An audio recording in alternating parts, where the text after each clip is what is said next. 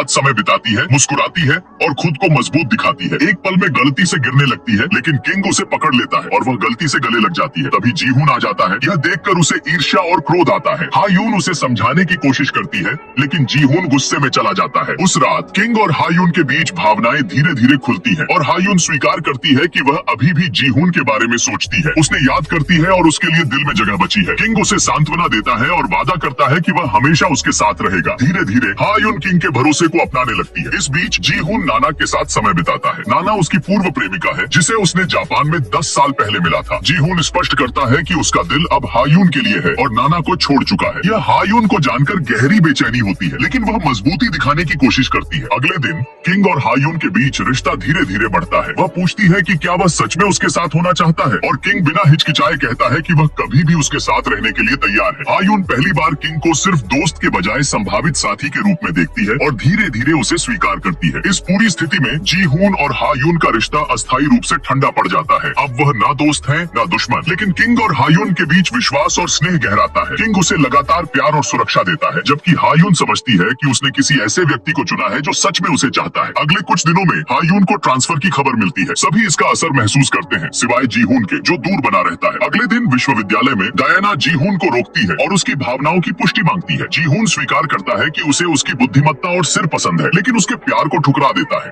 दुखी होकर डायना आगे बढ़ने की ठान लेती है और डैन की ओर देखती है, लेकिन उसे पता चलता है कि डैन विदेश जा रहा है, जिससे वह अकेली रह जाती है। इसी बीच कैंपस में किंग जीहून का सामना करता है और बताता है कि वह हायून के साथ जुड़ चुका है। वह वादा करता है कि वह हायून के पास रहेगा जब तक कि अतीत के दर्द कम नहीं हो जाते, और जीहून को दूर रहने की चेतावनी देता है। बाद में किंग हायून से मिलता है और खुश होकर बताता है कि वह अब बोटर रेस्टोरेंट का प्रभारी है और अपना प्रोजेक्ट शुरू करेगा। हायून उसकी खुशी में शामिल होती है।